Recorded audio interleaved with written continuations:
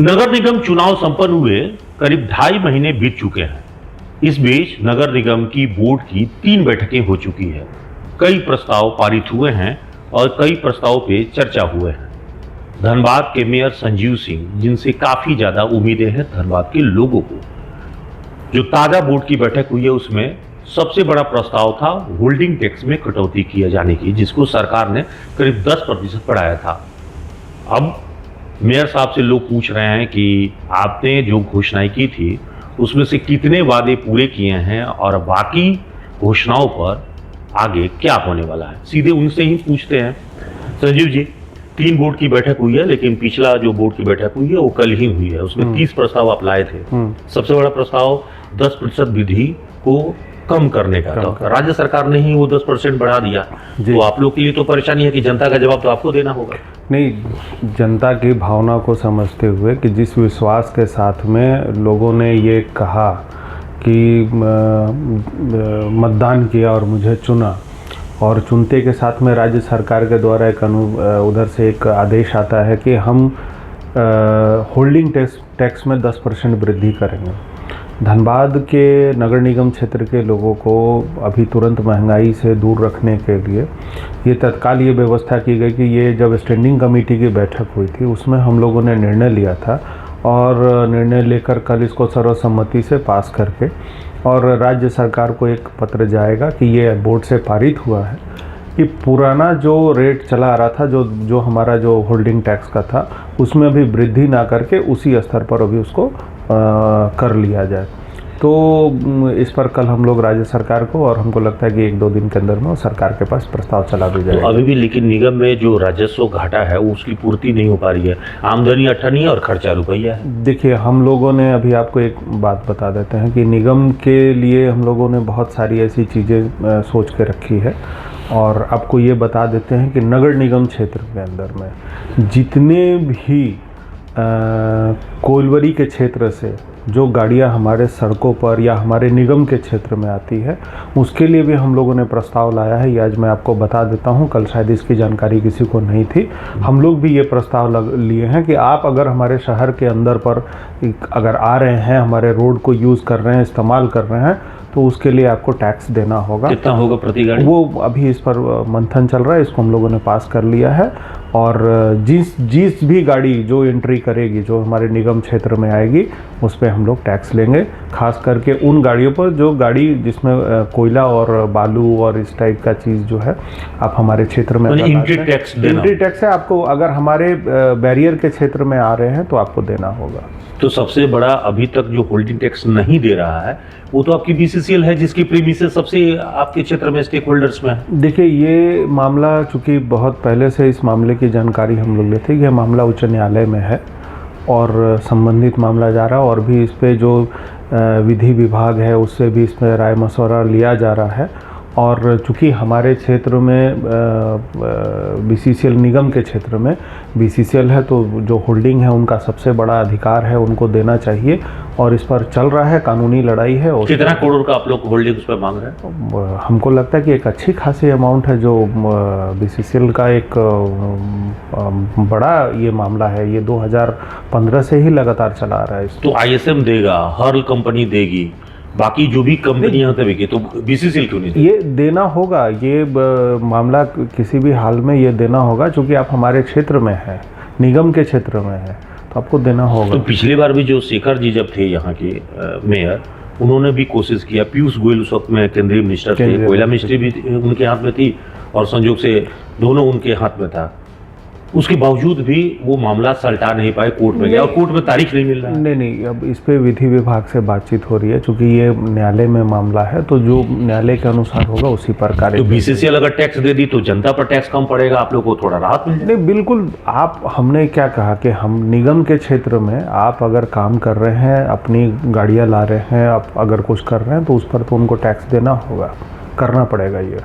तो हेमंत जी से अब सीधे तौर पे आग्रह भी करेंगे? नहीं, एकदम करेंगे। माननीय मुख्यमंत्री जी से जब मैंने निगम का चुनाव जीता था, उस समय भी उनसे हम लोगों ने सहयोग मांगा था कि निगम को चलाने में सरकार का सहयोग चाहिए, क्योंकि ये हमारे राज्य का सरकार है और हम लोग उसके अंडर में आते हैं, अधीन में आते हैं, तो उनसे हमारा सहयोग चाहिए। और मुझे विश्वास है कि माननीय मुख्यमंत्री जी निगम में, धनबाद नगर निगम को बेहतर रूप से चलाने के लिए वो सहयोग करेंगे। भीषण अभी गर्मी है, पेयजल संकट है, कई क्षेत्रों में पानी की सप्लाई समय पे नहीं हो पा रही है।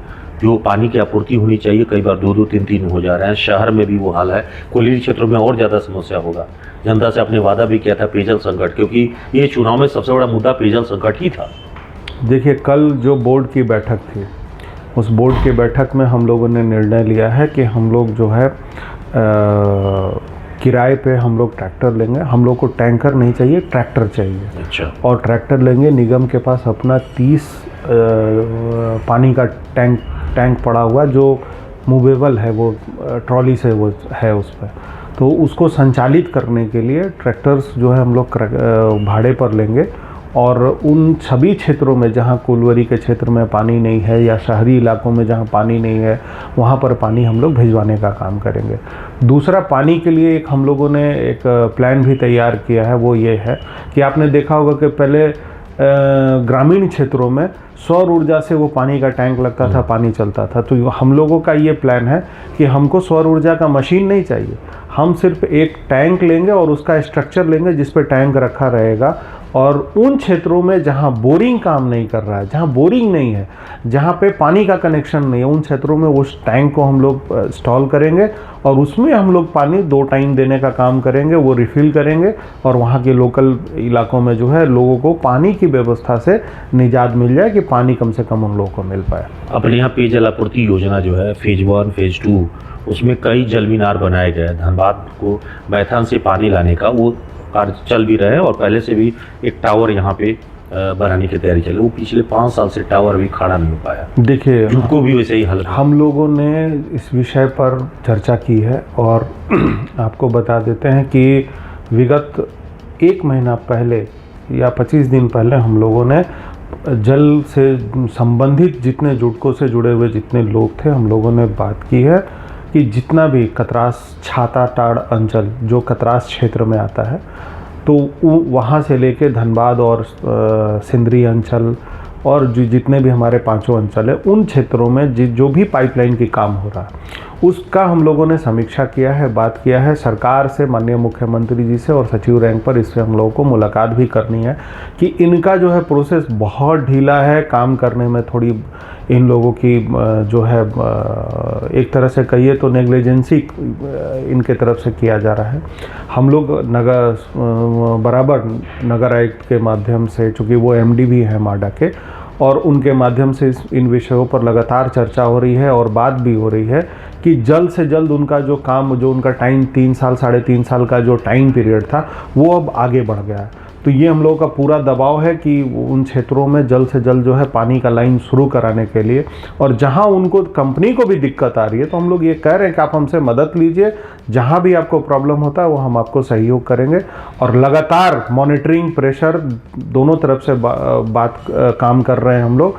और इस विषय में हम राज्य के जल मंत्री जो हैं, हमारे जो जल संसाधन विभाग के मंत्री हैं, उनसे भी हम लोग मिलेंगे और चीफ सेक्रेटरी साहब से और मुख्यमंत्री जी से मिलकर इस पर ज़रूर कहेंगे कि ये योजना काफ़ी लंबित है, इसको आप इस पर बात करके इसका मॉनिटरिंग कीजिए और इसमें दबाव बनाइए ऊपर से, ताकि ये जल्द से जल्द इसको काम कर सके। जो मैथन से पानी आ रहा है धनबाद में, उसमें से आधा चोरी हो जा रहा है। जो हमारे पास खबर आई है, आधे पानी ही पहुंच रहा है। 700 MLD में से अगर पता चलता है कि वो 150-200 MLD रास्ते में चोरी हो जा रहा है। दूसरी एक और है कि धनबाद में आपके पास परमानेंट स्टाफ, सफाई कर्मी काफ़ी कम है, तो पर्याप्त संख्या में नियुक्ति भी हुई। कल बोर्ड में सभी जितने सम्मानित पार्षदगण थे उन लोगों की तरफ से ये कहा गया था, और हम आपको बता देते हैं कि 10 से 15 दिन के अंदर इसकी समीक्षा होगी और समीक्षा करके जहाँ पर कमियाँ हैं उसको दूर करने का काम किया जाएगा।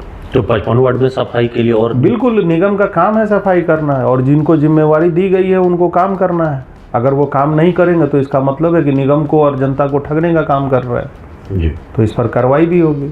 अब एक खबर जो है वो निगम से थोड़ी अलग हटके है, पॉलिटिकल है, लेकिन देश के लिए जरूरी है। प्रधानमंत्री जी इस वक्त में देश में चिंता जता रहे हैं कि पेट्रोल डीजल देश में क्राइसिस होने वाली है युद्ध के हालात के कारण। तो पेट्रोल डीजल ही नहीं, सोने के लिए भी उन्होंने कहा कि गोल्ड जो है वो 1 साल तक खरीदारी ना करें। इसके अलावा अपील किया है, तेल कम खाने के लिए कहा है। तो गाड़ियों का ही अगर हम बात करें, जिससे आप लोग का सीधा वास्ता है, तो लोग अपने गाड़ियों में कटौती करें, आने जाने में कम से कम ईवी का इस्तेमाल करें, या पेट्रोल डीजल की जितना कम से कम हो। तो आप लोग पे भी ये रहता है कि आप लोग जब चलते हैं तो काफिला लेके चलते हैं, जैसे कि आप लोग का स्वाभाविक रहा पहले से, तो काफिले में कटौती हो सकती है? नहीं, देखिए काफिला कोई शौक से आदमी नहीं चलता है, ऐसा कोई ये नहीं है कि काफिला लेकर चलना है, ये सुरक्षा संबंधित मामला है। और आप देखें हैं कि अगर आदमी थोड़ा नेग्लिजेंसी करता है तो आप देखें कि हमारे घर में चाहे हमारे बड़े भाई हों, उनके साथ घटना घट गई, हमारे परिवार में एक हमारे ही सदस्य थे, उनके साथ भी घटना घट गई। तो आप ये समझ लीजिए कि जो इमरजेंसी सर्विसेज है उसको आप इग्नोर नहीं कर सकते हैं। ये हो सकता है कि आप अपना जो पब्लिक शेड्यूल है उसको ट्रैवलिंग का उसको आप कम कर सकते हैं। सुरक्षा से कोई खिलवाड़ नहीं किया जा सकता है, चाहे वो देश के प्रधानमंत्री हो या किसी व्यक्ति को ऐसा लगता है कि अगर उसके साथ कोई ऐसा टर्म एंड कंडीशन है जहाँ कहीं अगर दिक्कत है, तो ऐसा नहीं है, वो अपनी एक जगह पर है। हाँ, लेकिन सामान्य इमरजेंसी सर्विसेज को छोड़ के अगर ये लगता है कि अगर हम कोई फिजूल कर रहे हैं तो उस टाइम में लोगों को थोड़ा सा इसमें सहयोग करना चाहिए। अगर देश हित की बात है तो करना चाहिए। जब बाबूलाल जी का प्रेस कॉन्फ्रेंस कर रहे थे तो मैंने जब उनसे सवाल किया था, तो एक माननीय तो कहे कि भाई ये हम काफिला कटौती कर लेंगे तो कब माफिया लोग सुता देगा, तो डर भी बता रहे थे। तो एक डर वाला बात है आपके साथ, तो सुरक्षा का मामला है आप बता रहे हैं, लेकिन अगर ईवी से चलना पड़े, मतलब पेट्रोल डीजल की तुलना में हम इलेक्ट्रॉनिक गाड़ियों का प्राथमिकता दें, तो देखिए हम आज एक बात आपको बता देते हैं। देखिए बहुत लोगों के पास संसाधन नहीं है, लेकिन आज मीडिया के माध्यम से, आपके माध्यम से बताते हैं कि हमारी चूँकि हमारे घर में भी है, हम लोगों बहुत सारी चीज़ें हैं जो हम लोग हमारे घर में चलता है।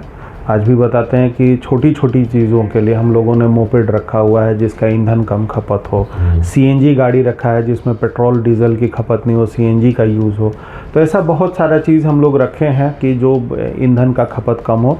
लेकिन हम एक चीज़ और ये बताएंगे, ये हमारा प्रयास रहेगा कि हमारे जैसे धर्मपत्नी झरिया से विधायक भी हैं, तो ये हमारा प्रयास रहेगा कि अगर ऐसी परिस्थिति है तो हम लोग प्रयास करेंगे कि एक ईवी गाड़ी उनको हम लोग प्रोवाइड कराएं कि कम से कम वो क्षेत्र में जाती हैं तो ईवी गाड़ी से ही जाए। तो पत्नी के लिए मैंने पीएम का जो आदेश है वो पत्नी जी मानेंगी? बिल्कुल पालन होगा। और आप भी जो है वो कोशिश करेंगे कि जितना कम होगा उसके करेंगे। देखिए अब इमरजेंसी सर्विसेज को आप कभी रोक नहीं सकते हैं, और अगर जनता ने मान लीजिए मुझे चुना है, कल ही रात की एक घटना बता दे रहे हैं, बरमसिया में घटना हुई थी 9:30 पौने 10 में मुझे वहाँ के स्थानीय लोगों द्वारा खबर आया कि वहाँ एक मर्डर हुआ, एक लड़के को मार दिया गया है। वहाँ बरमसिया पुल जाम कर दिया गया था, प्रशासन 6 घंटा से वहाँ मशक्क़त कर रही थी, और प्रशासन के बात को, पुलिस की बात को सुनने के लिए वहाँ के लोग तैयार नहीं थे। और वैसे आपातकालीन स्थिति में अगर वहाँ जाना पड़ता है तो अब तो वैसे इमरजेंसी सर्विसेज में आपको जाना पड़ेगा। और हाँ, लेकिन ये ज़रूर है कि अगर देश हित में कोई कदम उठाना होगा तो बिल्कुल हम लोग उठाएंगे, क्योंकि हम लोगों से बड़ा देश है, और देश हम लोगों से नहीं है, देश है तो हम लोग हैं। ये तो अच्छी बात आपने कहा, लेकिन वर्क फ्रॉम होम, अब प्रधानमंत्री जी भी कह रहे हैं कि खर्चा में कटौती करने के लिए वर्क फ्रॉम होम को, कल्चर को बढ़ावा दिया जाए, जूम मीटिंग किया जाए। तो अब तो हमने देखा है कि आप तो सुबह से लगातार घर में भी रहते हैं तो भी पब्लिक से मिल रहे हैं, ऑफिस भी जा रहे हैं। ये हम लोग प्रयास कर रहे हैं कि जैसे दूर क्षेत्र से लोग अगर आने की भी बात कर रहे हैं तो उनकी समस्या फ़ोन पे ही हम लोग उसको नोट कराते हैं, जानकारी उपलब्ध कराते हैं, और प्रयास करते हैं कि वो भी कम उनको ट्रैवल करना पड़े और जानकारी मिले, तो उस आधार पे ही उनका कंप्लेंट नोट करके उनको वहीं से सहयोग करने का काम करते। तो ये सब चीज़ें हम लोग ये चल रही है। एक प्रोग्राम तय किया था, आपको याद होगा कि चुनाव के दौरान हम लोगों ने ये कहा था कि एक पिंक ऑटो हम लोग लाएंगे जिसमें महिला सवारी होंगी और महिला ही चालक होंगी। ये हम लोग एक रोज़गार की तरह, चूँकि आप देखते हैं बहुत सारी चीज़ों को, आप ये समझ लीजिए कि आप ये लगता है कि हम महिला को सम्मान के बाद, तो जो काम पुरुष कर सकता है वो महिला भी कर सकती हैं। तो जिनके पास रोज़गार नहीं है उस रोज़गार को भी हम लोग डेवलप करने के लिए हम लोग ईवी ऑटो का भी हम लोग वो ये प्रावधान ला रहे हैं कि कल बोर्ड में भी इसको हम लोगों ने पास कराया है कि ईवी ऑटो लाएंगे। धनबाद में तो ऐसे भी पोल्यूशन क्षेत्र है, तो यहाँ तो आपको पब्लिक ट्रांसपोर्ट में बस भी लाना चाहिए। नहीं, वो बिल्कुल ये हम लोग का प्राथमिकता है और उसी के आधार पर अभी ये हम लोग लाएंगे। ईवी बस कितना चलाएंगे अगर चलाना? ईवी बस रूट के हिसाब से होगा कि जैसे जहाँ पर जितनी आवश्यकता होगी, जैसे जैसे डिमांड बढ़ते चला जाएगा उस हिसाब से हम लोग वहाँ पे काम करेंगे। पोल्यूशन को लेकर भी काम हो रही है? बिल्कुल, एकदम पॉल्यूशन को लेकर काम होगा। अभी तो हम लोग एक एयर इंडेक्स का जो आपका ये होता है वो हम लोग उसका भी एक मॉनिटरिंग मशीन रखेंगे। और आज या कल हम लोग सीएमडी से भी एक बात करेंगे कि जितने भी आउटसोर्सिंग के क्षेत्र हैं जो खास करके निगम, हालांकि हम उनसे आग्रह करेंगे कि जितना भी आपका माइंस एरिया है, AQI मशीन जो होता है, जो पोल्यूशन को कंट्रोल करना या सारी चीज़ों को देखना या सब चीज़ होता है, वो हम BCCL के CMD से इस विषय पर बात करेंगे कि आप उन क्षेत्रों में इसको लगाइए जिससे हमारा पोल्यूशन भी कंट्रोल हो और जानकारी भी हमको उपलब्ध हो सके। आपके चुनाव जीतने के करीब 2.5 महीने के दौरान कई बैठकों में सभी लोग माननीय एक साथ दिखाई दिए, लेकिन सांसद के साथ आपकी बैठक या तो वो परहेज करते हैं या आप भी परहेज करने लगे हैं बैठकों में, या मौका नहीं मिल पा रहा है आपस में कभी बैठने का? नहीं, हम जनता के हित में कहीं कोई बैठक में परहेज नहीं करते हैं। जनता के हित में जो बैठक होगी, जिसके साथ बैठक होगी, हमको करना होगा तो हम करेंगे, कहीं कोई दिक्कत नहीं है। लेकिन ढुल्लू जी को आपके साथ बैठने में डर क्यों लग रहा है? ये किसी का व्यक्तिगत मामला हो सकता है।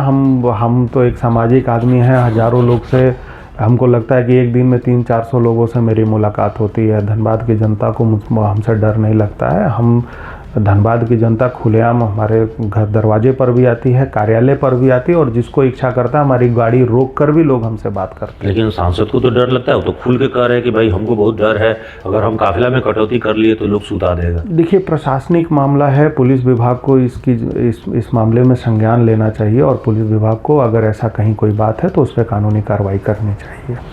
चलिए, आप सुन रहे थे इस वक्त में संजीव सिंह को, मेयर हैं धनबाद के, बेबाकी से अपनी बात रखे हैं। धनबाद के नगर निगम के विकास को लेकर जो रोड मैप था वो तो बता ही दिए, और राजनीतिक सवालों का भी ठीक उसी प्रकार का जवाब दिया है जैसा जवाब लोग चाहते हैं। आगे फिर बातचीत होती रहेगी। आज के लिए थैंक्स, नमस्कार।